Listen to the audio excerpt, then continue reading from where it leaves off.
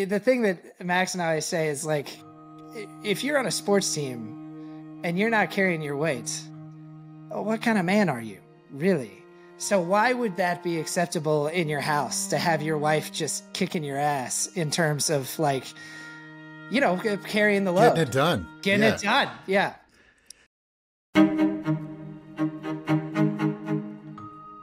Welcome to the Unaparent Podcast, the place that delivers deeply human stories about the unapparent truths of parenting. My name is Katia Reguero Lindor, and I am your host. Join us as we debunk myths surrounding parenthood and provide an empathetic, judgment-free space for parents and parents to be. We hope you enjoy the show. Hello, everyone. Welcome back to another episode of the Unaparent Podcast. Today's guests are two dads who I'm so excited about having. They have their own podcast called the Milkless Podcast. So please welcome hosts Matt and Max. Hi, how are you guys? Hey, how's it going? Great to be here. Thank you so much. Will you take turns telling us a little bit about yourselves and maybe your podcast as well, please? Sure, yeah. Go ahead, Maxie. Yeah, I made some time.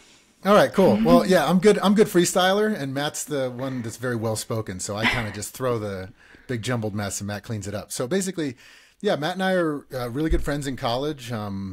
We met doing West Side Story together freshman year. We're kind of like athletes, but that also kind of theater sensitive guys, which I think just is a great combo for a good dad. Yeah. Basically, like we've been stayed in touch for a while, but then as we got kids, we started realizing as we stayed in touch, like this is a really important thing for us. And I don't know, we just knew we wanted to work together on something, and we just started throwing around some ideas, and we started the Milkless Podcast just because we thought that there weren't really a lot of dads talking about this sort of thing. And I think what you're doing is incredible, and a lot of the other moms out there really make it a safe space for moms and stuff. But a lot of dads, we realized it was like kind of like the first time a lot of dads had ever had certain conversations about, one, like how hard it is, or what your goals are as a parent. Like, God, it's like you just got thrown into this thing, and then all of a sudden it's like the most important thing in the world. And I don't know. So we chatted about it a lot, and we thought maybe some people might find it interesting. So what we do on our show is we like throw a ton of research at it, really try to tackle one topic at a time, like lying, if your kids lie, and what is that like? And is that normal? And how should you respond? So we don't, be the dad we don't want to be. Right.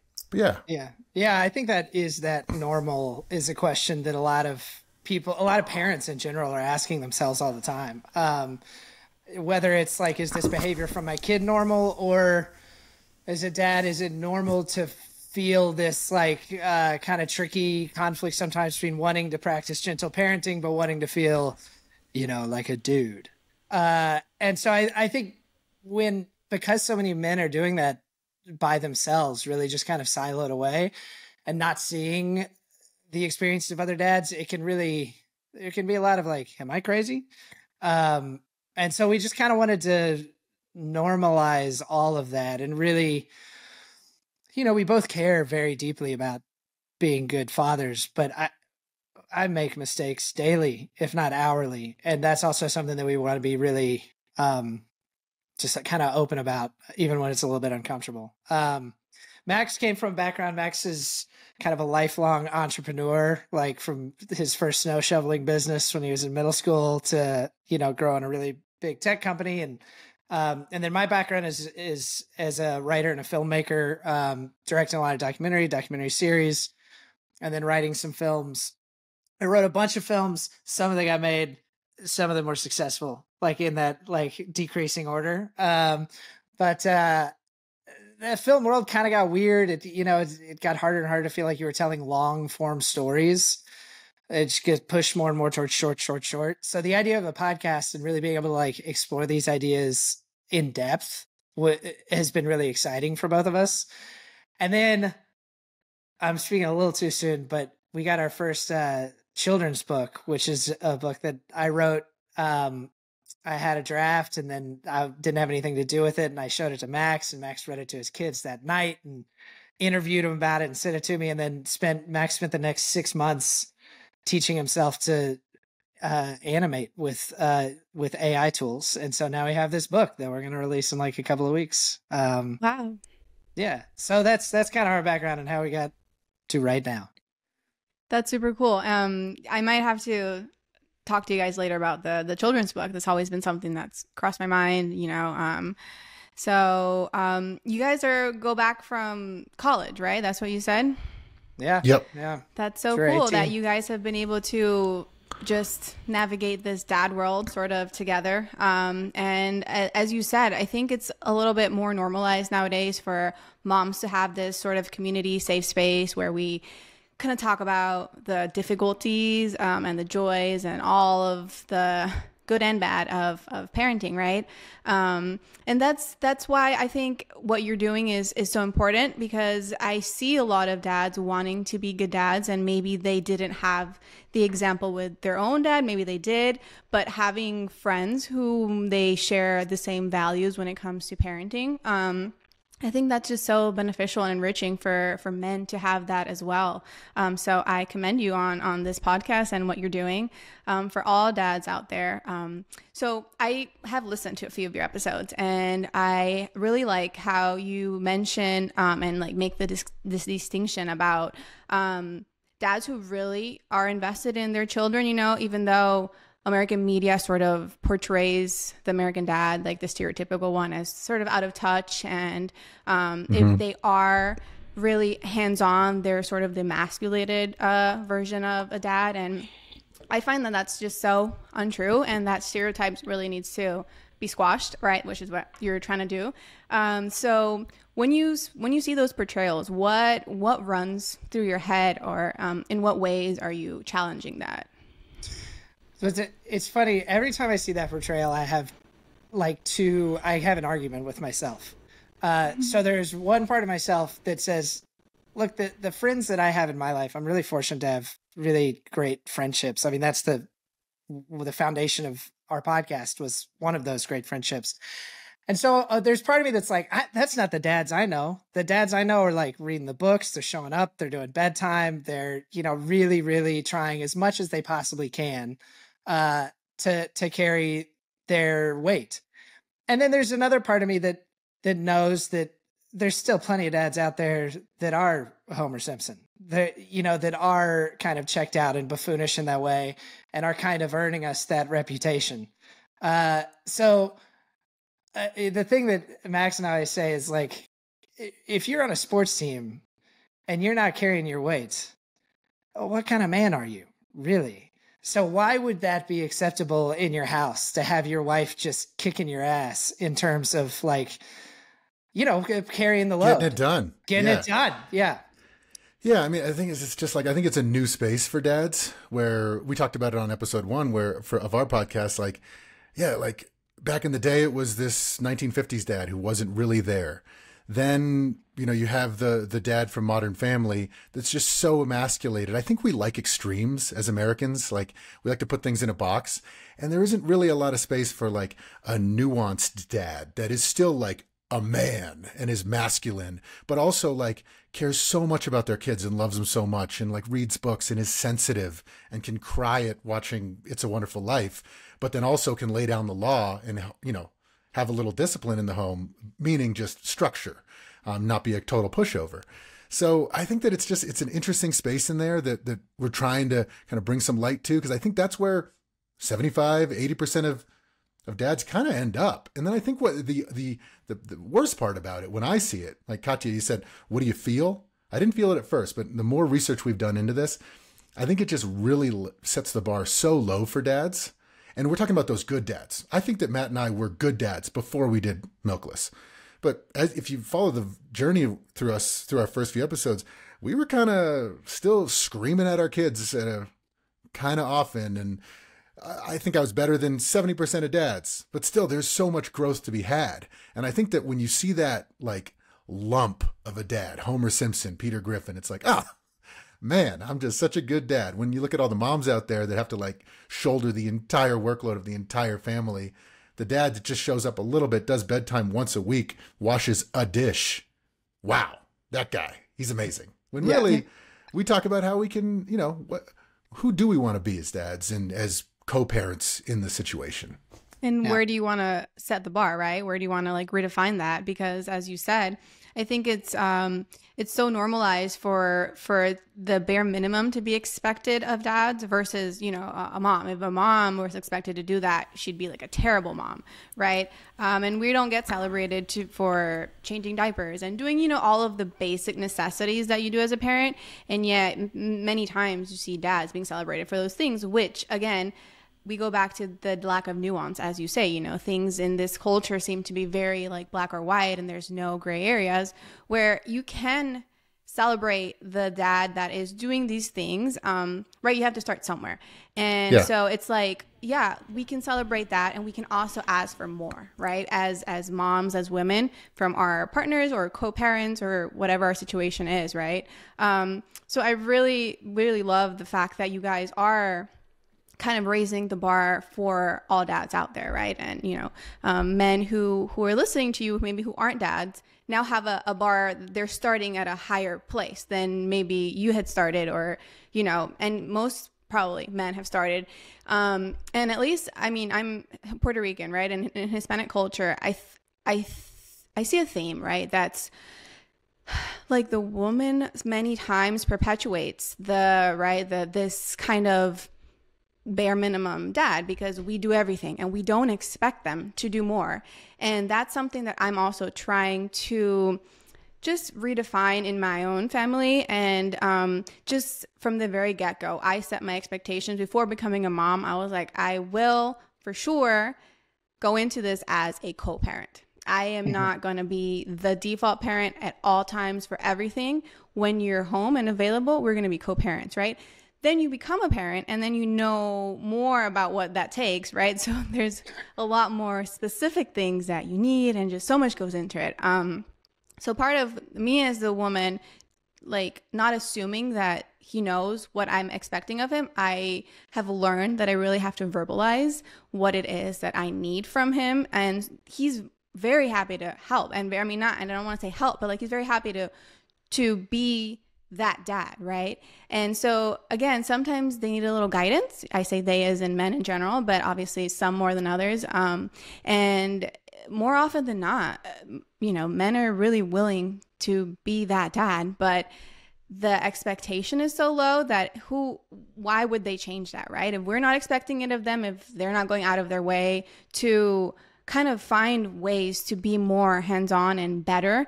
And, you know, podcasts like yours kind of do that work for some men who were just like, oh, I didn't realize that. Look at that. And so bravo. Yeah. Really. And like, let me just jump really quick, Matt. Like something we also say is like, it's not just a matter of, you know, making it completely equal or whatever that even means. We pulled a study in one of our episodes that said, it's actually not about equity. It's about perception of equity. Like, are you guys feeling good? So the thing we always say is like, it's not about like, oh, what does he do? Oh, he doesn't do that? Oh, bad dad. It's not nothing like that. It's more like, are you guys talking about it? And are you both feeling good with what you're bringing to the table? And it's really just having that communication, because in some families, the mom is a stay-at-home mom, does everything at home. That's great. But then it's like, what we're also trying to say is for those dads, of course, yeah, you're working all day, you're tired and stuff, but then don't you want to kind of do some bedtime with your kid if you're home in time? You know, like, because one, that's giving your wife a break, but then two, that's a great thing to bond with your child. So it's not super cut and dry, which is why, again, it's just nuance. Like, how do we figure this out, you know, with other dads, or, you know, between two partners? Well, yeah. And like, it brings a couple things to mind. One, you've been working all day, sure, but so is your wife. So like, if your hours are 9 to 5 and hers are 6 a.m. until closing, then like that ain't good. But there's a couple of things as you were talking that I was thinking of. One is something that that I think just goes unnoticed. Like, there's the hours in the day and there's the work you do, but there's also just this like mental load factor. The shorthand that Max always says, like, I don't know when the last time any of the kids bathed was. Like, I'll give them a bath, but I don't have in my mind. And like, I don't have in my mind when the last time we saw the pediatrician was. And we have a similar setup. My wife works part-time, but mostly from home. I work full-time, both sometimes from home, but a lot of times I'm gone. Sometimes I travel. And she knows what's in the pantry. And like that is totally independent of the hours and the time it takes to do that. There's this thing that is just carrying that in your mind and carrying the stress and the mental weight of that. And I think that's one of the hardest things as a spouse to appreciate, because, you know, you can't see it. But I try to keep that in mind. And when I don't, my wife tries to remind me to keep that in mind. And then the other thing is small. It's just, I do think that husbands and wives, particularly if the mom is like the primary parent, there can be this dynamic that forms where the dad is like, he doesn't know how to do it, so the wife will just do it. And then he feels like, oh, if I do it, I'm going to do it wrong. And then my wife's just going to correct it. And so one of the things that really helped us with that is from when my kids were young, I would just take them and leave, whether that was for a Saturday or for a weekend trip, or my wife would go see her friends and I'd have them for the weekend. And then there's nobody over your shoulder. It's just like, no, you're up, man. Like, it's you. And maybe it's going to be awkward, and maybe you're going to be duct taping a old diaper on while you're at the playground, but like, you're going to figure it out. And that's been not only like in correcting that imbalance, but also just in creating an immense amount of closeness with my kids. That's, I think, been one of the most important things we've done. Yeah. And one last thing, just to springboard off that, Matt, that you've helped me with is also just division of labor in certain tasks. Because in a lot of houses, in my house is this way, my wife is more the CEO of the family. She kind of runs the company. And I'm, when it comes to like buying groceries, she knows what's in the pantry. She knows what we need. And of course, I could just say, oh, we're out of sour cream. But then I might like mess with her flow. So it's better to kind of get a list from her and then help out in that way and then go get stuff. But in terms of like getting your kids to, as your kids get older, Katia, like getting your kids to soccer. Like my wife also kind of knew where all the soccer stuff was. And that's such a small thing. And it doesn't affect the groceries or some big master plan that also includes meal prepping through the week. It's just soccer. I can just take that. Because to Matt's point, when I tried to kind of step in, I'd be like, hey, babe, you know where the shin guards are? And I just feel so stupid, It's like, Mom, where are the shin guards, Mom? And then she wants me to help out, but is also kind of like, okay, you don't know where the shin guards are? Wow, they've only been playing soccer for 5 years. She's not like mean like that, but that's, I'm sure, what she's feeling. So it's like, when I just take soccer, it's like, okay, from now on, I got all soccer. They come home, I take the shin guards off, I wash the socks. It's like, okay. I mean, I don't actually wash the socks yet, but I'll get there. You're working on it. Yeah, working on it. Room for growth. Yeah, it's ideal. Right. I mean, I like what you both said about, I mean, I can already tell in what ways you're actively trying to, you can recognize where maybe some lacks are, and you're also so open and willing to kind of, fill in the blanks when you know that there's something that you can do more or better of, right? That's funny. Our oldest does ballet, and Dad has never gotten her ready for ballet. I'm sure he doesn't know what order of like the tights go first, or the leotard goes first, or the the ballet shoes. And that's fine, because I'm usually the one taking her anyway. But that just triggered a funny thought of him getting her ready for ballet. Well, that will happen someday. Well, the analogy we've always said, and then we can move on from it, but the analogy we always say is it's like going to the gym and you're super overweight, and you're going to the gym with your wife, and your wife is like an Olympic gymnast, and you're like, you don't know how anything works, you feel kind of embarrassed, you want to get in there, you want to go to the gym. Your wife is not shaming you, but it just feels bad. So that is a dynamic that exists. Just, it's good to be aware, when we want to get in. And does any of that play into, well, I don't know if you guys use this terminology, dad guilt. We talk a lot about mom guilt in the Unaparent, and I just conversationally with my friends, my mom friends, we talk about mom guilt because it's so prevalent, right? In everyday lives, no matter what we do, it's like either we're, sacrificing time with our kids, or just something's happening or we didn't parent as gently as we wanted to. All sorts of things that inform like why we feel mom guilt. So I wanted to ask if you guys have experienced dad guilt, and in what ways, if so. Yeah. Go ahead, Max. Want me to go over? Yeah. So basically, I think we've thought about this a lot and talked about it a bit. There is this thing of mom guilt. I think a lot of society puts a lot on moms. Mm-hmm. Like you'd said earlier, and something that we've said is like, a mom getting it right 80% of the time is like a failure. and a dad getting it right 20% of the time is a hero.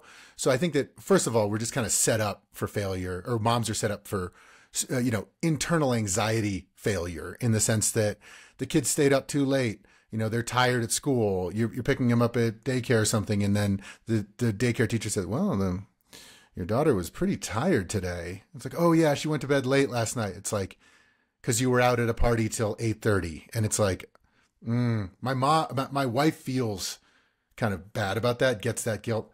I don't get that. But the guilt I get is stuff that we've talked about, that I'm pretty even keel and pretty chill all the time, but I'll get mad and scream at the kids, however often I do.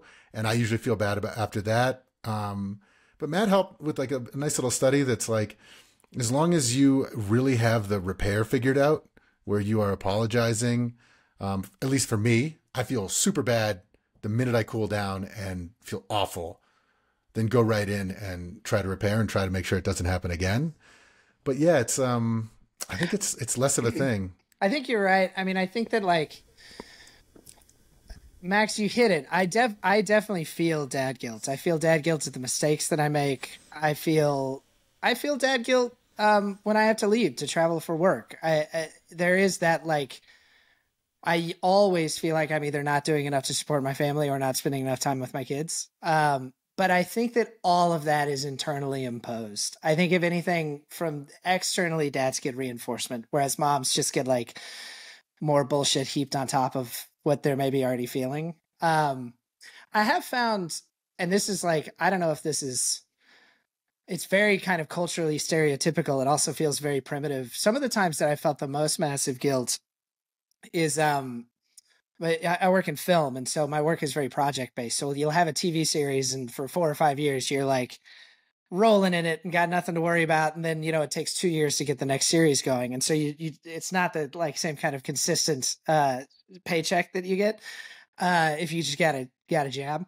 And at the times when I felt like I'm doing a less good job of supporting my family, then I get like a real deep kind of shamey dad guilt that feels more the way I hear moms articulate their mom guilt, which is funny because it is, if you ask me, I would tell you it's much more important to me to be a good dad than a good provider. But there's something about that provider thing that's like really like wired in there deep. And when I don't feel like I'm doing a good job at that, just my self-talk can get pretty critical. Yeah, it comes down to that, to the stereotypical roles that are placed on men and women, right? Men are stereotypically the main breadwinners, and women are typically like the stay-at-home moms or the main caretakers. And so I think we internalize so much of what either we've been taught directly or indirectly, right, by society, older generations. And it's a lot, as you say, internal, because we shame ourselves all the time for what we thought we should have done better, right, or perfectly, when obviously no one's perfect. So yeah, that stereotype about me, at least, I feel a lot of I see my mom, how she did everything in the home. She cooked, she cleaned, she homeschooled us. She was the chauffeur taking us to our violin lessons, to our gymnastics, to our, all of the sports. And that was what I kind of internalized as being, that's the role of the mom, right? Where my dad worked and he would take my brother to baseball. He was a great dad, right? In what as far as I knew, he was a great dad.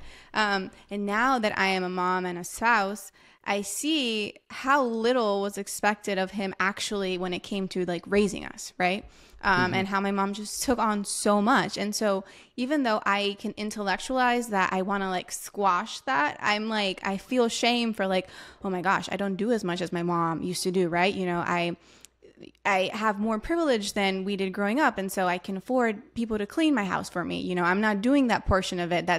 And yet I still feel overstimulated. And so the mental load that you were talking about, right, is just, it's major. And it's hard to really express to your partner about it. I mean, if you don't get it, it's kind of hard to explain, Right. So that's also another area where I think you guys are doing a really great job of educating yourselves and really trying to put yourselves in a position where you're better able to support, right, your spouse and fill in the gaps, as I had mentioned, which I wanted to discuss gender roles, right? This was a perfect segue, and how you are, challenging that in your own ways, and the kind of partnership that you have, with your partners, and how that plays into raising children. Yeah.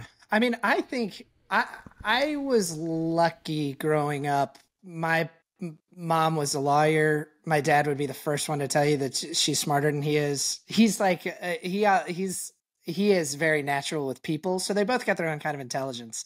But my mom is like a formidable intellect. And so I didn't have, in terms of the dynamic within the house, I just didn't grow up with probably what you'd think of as traditional. So it hasn't felt like challenging that to have my wife play an equal role in the decision making, and to just not expect things of her that are traditionally, just like expected of somebody because they're a wife or a mother or whatever. I mean, that said, it's all in there, right? Like all of those biases and preconceptions are in there, and they're in there not just from your family of origin, but they're in there from the world that we all live in. And I think, and not to mention the actual, mammalian, animal stuff where we are just different. And like, even if we say, you know what, let's not have gender be part of this, I can't breastfeed the baby. Like there's certain things where it's like biologically. Yeah, biologically. So sorry, Matt. Continue. Yeah. I've never been able to get pregnant myself either. It's been a real struggle for me. So I do think that like that we are constantly, if we're not consciously aware of it and trying to work against it, then we just slide into it, because it's like, there's this great joke. There's two fish swimming, and a duck swims over the top of them. The duck says, hey, the water's nice today. And then swims off, and the fish look at each other and they say, the fuck is water? And I think that like gender roles can almost be like that. They are water. And so unless you're really making an effort to realize that you're swimming, you just do it. And that script really turns on when you have kids. Mm-hmm. Yeah. I think talking about it, like basically like on this podcast with you, Katia, is good. Because you see things like, for example, we talked one time about the doofy dad, and when do we lean into the doofy dad that's kind of checked out? I mean, like we're self-admitted, we think we're pretty good dads. And then it's like, oh, anytime someone asks, can your so-and-so son or daughter have a play date? It's like, oh, you have to talk to my wife. I don't do the calendar, and it's like, actually we have a shared Google Calendar. It's not a big deal. I don't know why. So, but now that we've talked about that, every time I do it, I kind of like, oh yeah, that's just leaning into that role, which it happens, it's going to take some time. It's going to possibly some generations to get through a lot of that. But I think being aware is the best medicine. Yeah, being aware and doing the work, which you guys are doing, right? It's not an overnight societal change, but without fathers, right, like you guys who are actively trying, we continue the same cycle because it's generational. It keeps just being passed down, and we see it generation. And so again, that's really what it's all about. It's being aware, as you said, but also like making the conscious effort, right? Because it's really easy to fall into that. And I see it. I see it around me, and it doesn't take away from all of the good that dads do, right? And again, I always try to like not tell my husband like, you had the calendar, why didn't you figure the shit out? But again, I'm like, okay, well, I'm trying to reassess where my standards lie and how much I want to like hagger on about what he didn't do, and be more like, well, he stayed up with our daughter the last 2 nights when she was sick. And even though, yes, that is his job as a parent, I am choosing at this moment to just be super thankful that I have him as a partner doing those things while I have the baby and I'm breastfeeding and I'm doing, so it's like, it's also hard for me because I'm like, at what point am I kind of requiring him to do better and more, and at what point am I letting him just figure that out on his own? So I want it to be a balance, because I also don't want it to feel like I'm nagging all the time, because that feels awful on me. I really don't want to be the nagging wife. Yeah, That's and terrible. it's not your job, and it also it's no one feels good about that. You don't feel good about that. He doesn't feel good about that. Yeah. So like, there's a couple things that we've talked about a lot, that like having some sort of kind of like meeting or something where you chat once a week, whether it's over dinner, a glass of wine, where you're just kind of checking in. How's everybody doing? Because going back to that study where it's actually not about equity, it's about perception of equity and how people are feeling. Because some people have higher capacity to stay up late. Like I take all kids after breastfeeding. I do all night duty because I don't really need as much sleep, and I can fall back to sleep in 1 second. My wife takes a lot more other stuff, and just so everybody knows, I'm not like the A plus 50-50 dad. I'm 45-55 at best, maybe 40-60. I'm still working to get better here. But having that conversation, and we say it a lot, that sometimes it's just like, how you doing? You okay? If both people are kind of struggling, it's like, oh, you're struggling too? Oh, I'm struggling. Oh, okay. Because if you don't have that conversation, I was worried you were happy. I was going to be pissed off. Yeah. No, like if you're working your ass off, you're like completely stressed out. Let's say your husband is so stressed out about something at work, like so freaking out, comes home, like just sits on the couch. He's about to have a mental breakdown, but doesn't tell you. You're about to lose it because you can't do one more like missing sock laundry situation. And then that's how fights happen, where if it's just like, yeah, I'm really struggling. Not that it has to be struggling, but a lot of times just that conversation, like, then you'll find, like, I find that with my wife, like, oh man, we need to rejigger the balance here. I'm not doing as the kids got older, the child's laundry got a little bit more. Oh man. And you were doing my laundry. That used to work when I mowed the lawn and did this and did that. To your point, now we have a house cleaner, or we have someone, mow the lawn. It's like, I better step up. And I'm doing my own laundry now. It's piled up, but pretty bad, but I'm doing it. You're doing it. Yeah. Eventually you will do it. I do it. It's also just an opportunity to hear what your spouse is doing, because I think that's easy to miss too. I mean, there's a story, and I've told it, I think, on our podcast, but there was a night I try to clean up our house every night after everybody goes to bed, because I stay up later. I do the dishes and then I clean up the house. And the house was just getting messier and messier and messier. And I was just holding on to that, being pissed off that like every night the time it took to clean it up got longer and longer and longer. And I finally, we didn't do our good weekly check-in with my wife. And I finally let it get to a point where, in a kind of, less than totally friendly way, a little pissy. Yeah. I was just like, will you just help me clean up a little bit?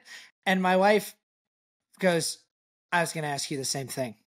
And we didn't, she was cleaning up all day. But you can destroy a house faster than you can clean it up. And we're 2 on 2 now. So the kids, like, they got us. One of them's 17 months old. I mean, 17 months old is real high destructive powers.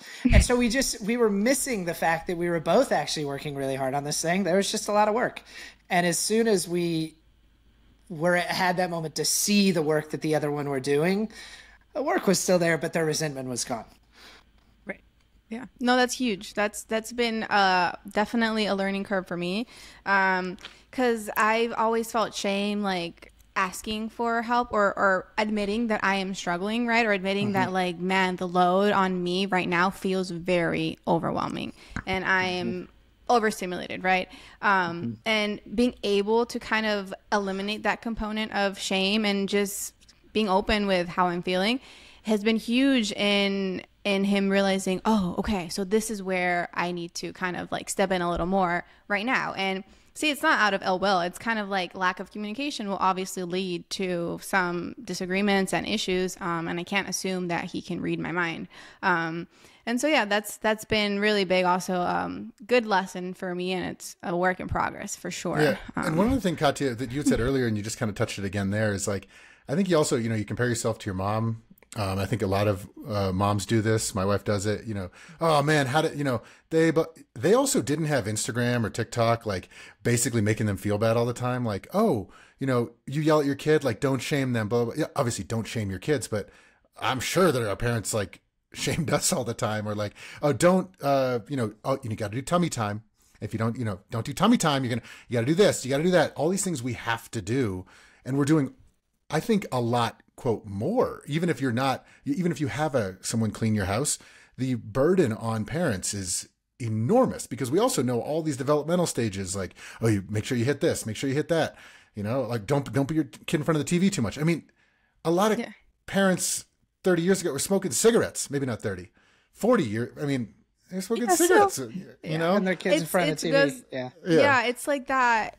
I mean, I don't agree with this, right? But the thought that ignorance is bliss, right? Like if you don't know and you're ignorant about it, then it's like you're not stressed about doing it wrong because you don't have the 1,000,001 ways of how to do it right? It's thrown at you on social media, where you're like, just there's so much oversaturation of information out there about this. Like you don't know what the right move is, and I'm doing it wrong, and this person is doing it right. And again, social media is like a double-edged sword, where there's so many good things about it, but then it's like if you're comparing yourself to like the social media parents who seemingly have it figured out, but like they really don't, because like no one does. It's parenting that's what the beauty and the difficulty of it is. It's ever changing, and you mastered one stage and then they moved on to the next, and you're like, oh shit, I don't know how to do this one. There's a lot of that added stressors that our parents probably didn't have growing up. Yeah, and you use that word, overstimulated. I think that's a great word. I think that's something that my wife feels a lot. I mean, part of it, especially when you have young kids, especially when you're breastfeeding, it's just like the physical stimulation. You just get there's a lot of touching. A lot. And it's funny too, the way it's different. I get a lot of touching, but mine is much more like just getting punched, just like dad's just good for getting punched. But for my wife, it's just like this, like just climbing all over constant, like she's the furniture. And so there's that stimulation. There's also just like the constant interruption based thing of your phone buzzing at you to tell you that something horrible is happening thousands of miles away that you should definitely know about right this very instant. And I think and don't forget about what's in your food, or your kid might get cancer. It's like, exactly. Everything. So I think that we've built a world that is incredibly overstimulating. I mean, you see the level of like rates of anxiety, rates of like depression in people. And then on top of that, being a parent, and I think particularly being a mom of young kids, is like, that is just hyper stimulation central. And so even if you do have help in some of these ways, you still just got a lot of shit coming at you constantly. Yeah. And I don't know, it's enough to make you, when we like fantasize about like our dream life, it's not like a mansion somewhere. It's like a farm in like Paraguay where we just have no internet and no one talks to us. Yeah. My husband the other day reminded me, I was doing a podcast with him, actually. I had him on with me as a guest, and he reminded me of something I'd totally forgotten. And it was when I was going through my first postpartum, I said that one of my complaints was that all I feel good for is I'm a boob, that I'm a walking boob. I'm only this feeder of this baby, and I've completely like lost myself, basically. And that was part of my postpartum depression, right? I was going through that for the first time. I'd never experienced anything that I was feeling, right?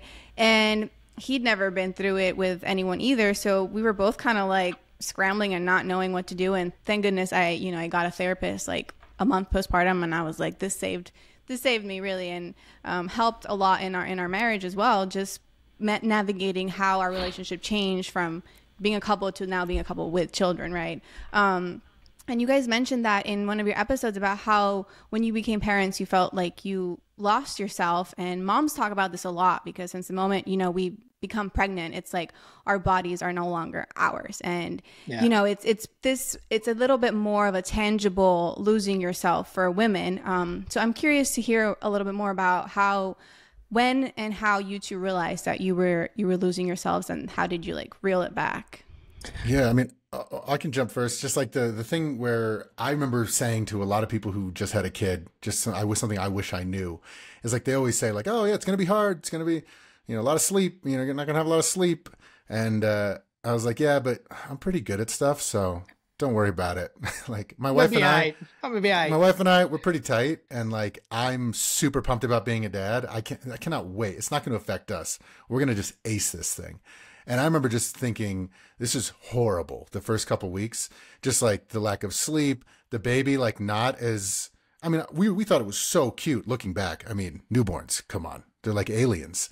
But like I remember being like, oh, it was so cute, but I was like kind of just going through the motions because I'm the super sensitive, nice dad that like is going to be that great dad. I've been fantasizing about being a dad my whole life. And then it's like my wife is all hormoned up, like crying every day, and she hadn't cried in like 10 years. And I'm like, oh my God, we're falling apart. Have no sleep. She doesn't give a shit about you. She's just like, take care of yourself, bro. I don't give a shit about me. We're just like surviving. It was like a war zone. I was like, we may not live through this. Mm-hmm. And then I talked to people and they're like, oh, yeah. Yeah, that's what it's like. What the? Nobody? No one told me. Yeah. So it was a long time of then kind of coming back out of that. And you almost, Matt, if you want to jump in. I mean, I think there's this physical aspect of it for moms that is not there for dads. And I think that like what it can almost amount to is like that losing yourself piece.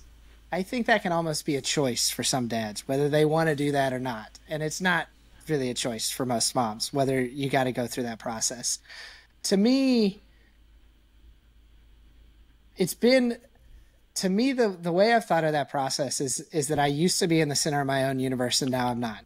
And that has been like unbelievably destabilizing and hard and is like caused me to think about, I am more different now. I have changed more since my first daughter was born than I thought I would ever change. I figured by like, my late 20s, early 30s, I was kind of who I was going to be. And if I look back at myself before my first was born, I'm like a completely different human being. And that has been like immensely hard. I think change, even when it's for the better, we're not good at it. And it feels like you kind of feel untethered and you can feel lost. But I think what you get out of it ultimately, one, I don't think you can, to me, I could not have the kind of relationship I wanted to with my kids without going through that. Like I needed to change in those ways in order to be the kind of dad that I want to. And the payoff for that of feeling like I am the kind of dad in their life that I want to be. And then to feel like truly their parents, not just like a babysitter that like brings home a check, that like you have to go through that change to do that. And I also just feel like, I don't know, that change feels like maturity. Like when you go in your heroic 20s where you can conquer the world and you can do anything and your knees don't really hurt yet and all that good stuff. And then I think at some point you got to get comfortable with the idea that like you will age and another generation will come up behind you and that like the world can be hard in some ways. And to kind of have this like more mature sense of yourself as somebody, not who's just like blindly invincible, but as somebody who's been like weathered and who has really put themselves in service to other people ahead of themselves. Like I want that. And I do look, I look forward to my kids being a little older, to getting some more of myself back, to having beers with friends more, to, all that stuff. I want to get that stuff back, but I don't think I'm ever going back to who I was when I was in my 20s. And I don't think I'd want to, really. Yeah. And one other thing, just to springboard off that, like I definitely wanted my identity to be a dad. Like when we got pregnant, or my wife did, I was like, I want to be a dad. I can't wait for this. But I do remember the moment that we first had the kid where I was like, this isn't really that cool. But I was like, I'm just so impatient in life and business and everything. It's like, okay, let's start this company. Let's go. And the minute I make that decision, I'm just the person I want to be. I'm the CEO now. Let's go. Let's build a company. And that happened with the baby. I was like, let's go, dad time. And I'm just like, I'm not feeling the things. When's it going to happen? Yeah. And then I just pretended to be a dad for a while. I was just like, go through the motion. Maybe, for lack of a better term, I was the dad boob. Like, I was just do the things that the people say I must do. I'm not feeling anything inside. Like, I love the kid because it's like, oh, it's like a life form. Like, I need to keep this life form alive. I'm not going to let a life form, I'm going to give it everything I have. But I wasn't feeling like the way I feel right now with all three of my kids, like 3, 6, and 9, like 3, 6, and 8, like just the amount of love that I expected back then with the baby. Yeah. You know, like, I think that like this may be weird and too theoretical or whatever, but I think for a long time I thought that like your obligation to the people in your life followed your love for them. You love someone and then therefore you were obligated to them. But I think with my kids, I remember feeling that early on, like, am I feeling it right? Am I feeling the dad thing correctly? And then I remember this moment, I was on a hike with a bunch of friends, and you can cut this or not, but we had all eaten some mushrooms just to kind of like, and I had this moment of realizing that I asked myself this question: would you die for your kids? And before I could even think about it, I was like, obviously. Or I guess I just had one at the time. Would you die for your kid? Obviously. And then I found that the love followed that maybe it is like our obligation that leads our love. Our love comes in behind our obligation to kind of fill it, which is why I think doing the hard stuff as a dad gives you this level of closeness and love with your kids that you don't get if you're just taking them to the playground and like doing the fun stuff on weekends. Like, I don't know if that makes any sense, but I think it's kind of realigned the way that I think of the relationship between obligation and love. Yeah, that's an interesting perspective. I think it's helpful, and my husband could probably attest to how he relates to that, because when I hear him sometimes saying, of course I'm going to do it, like I have to, I know he's coming from a place that's his place of love, right? Because he is very much like, I'm always going to do what is right for the people I love, right? Even if it feels like an obligation. And to me at first, that was always like kind of off-putting. I didn't like how that sounded. I'm like, I don't want to be an obligation. I want you to want to do it. Right. Genuinely though, I don't want to feel like I'm a burden or an obligation or something else you have to check off your list. But that is the way I guess his brain functions. He's like, once I am able to check off from, maybe it's a list that he has of, okay, wife, she's good. Children, they're good. I've done my job. Then he can feel at peace. And it's like, at first that didn't settle well with me, but I think it comes from what you're talking about, how like that's definitely his form, his language of love, let's say, for those who can maybe process that a little bit better, or that's more digestible for them, right?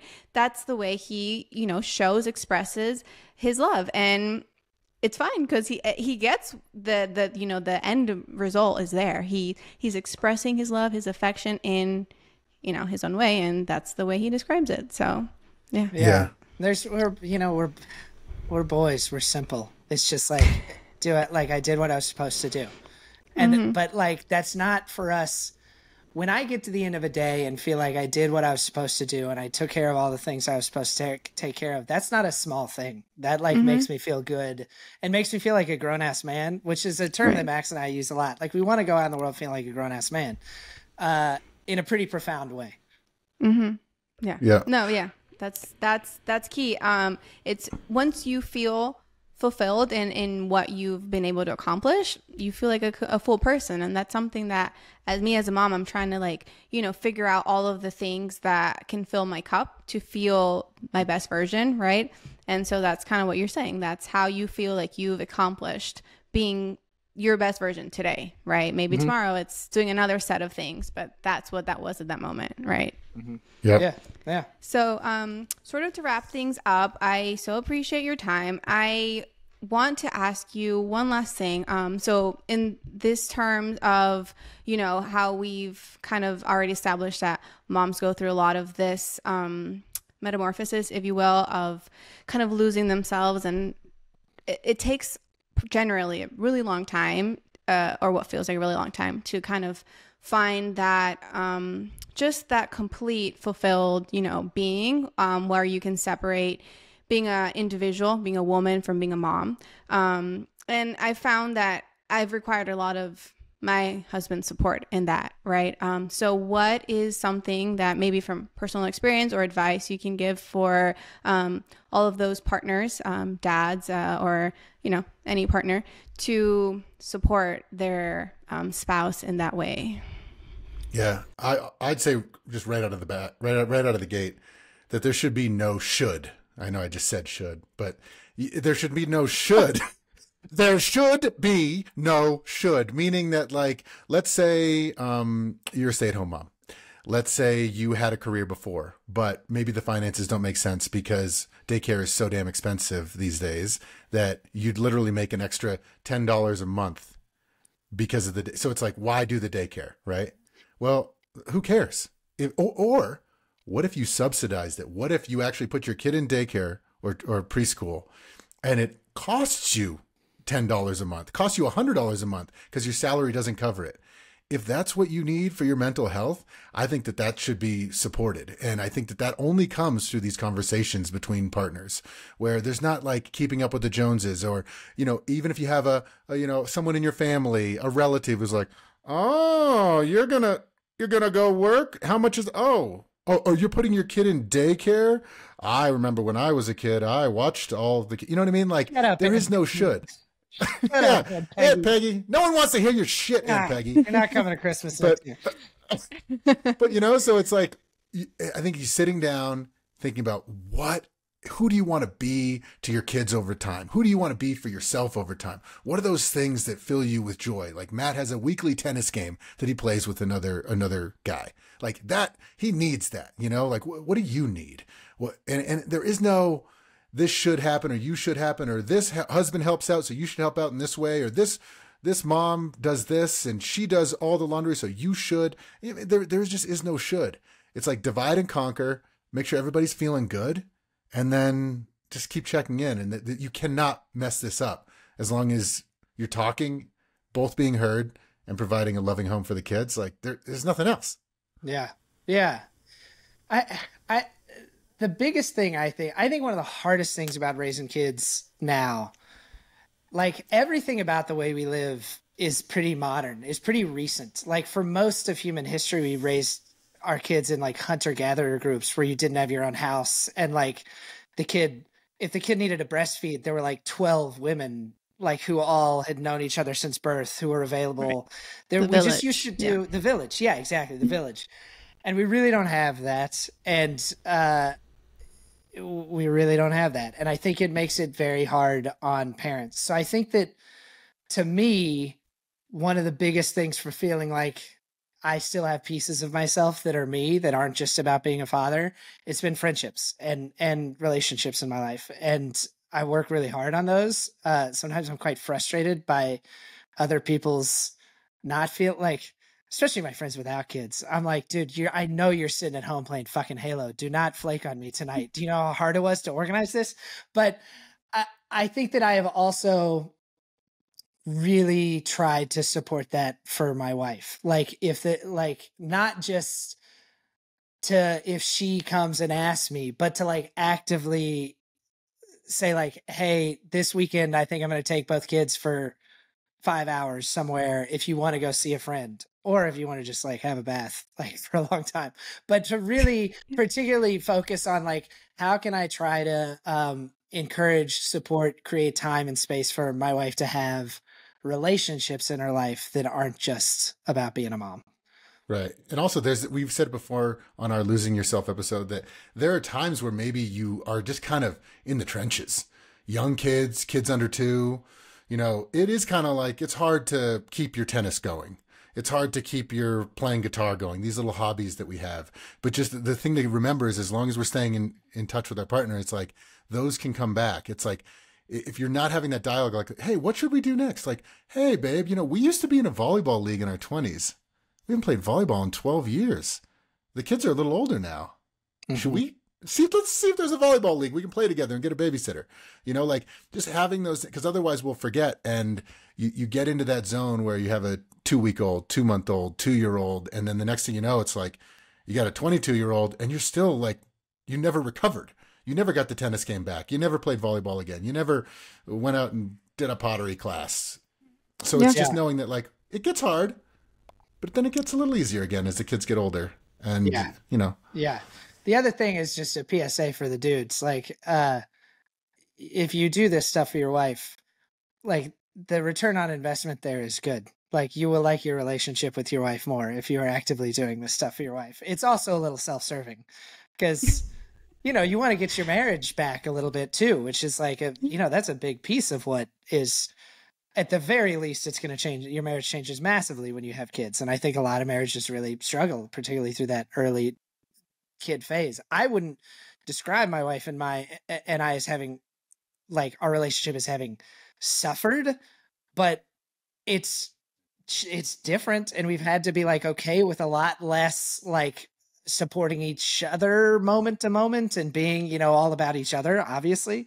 But yeah, if you can give these things to your wife, she'll be nicer to you and you might even, have some more fun in the evenings. Yes. Thank you. Thank you both. That has been really insightful. And this has been such a refreshing episode. I thank you both so much for making the time and just adding what this season of The Unaparent needed, which was two dudes with really great insight and doing the best they can as dads. So thank you again so much. Cool. Thanks, Katia. Honored that you had us. Really appreciate it. Gracias, and thank you for listening to this episode of the Unaparent podcast. If you enjoyed this episode, be sure to subscribe as we release a new episode at least every month with an exciting new guest. Be sure to also follow us on Instagram for all the Unaparent content you never knew you needed.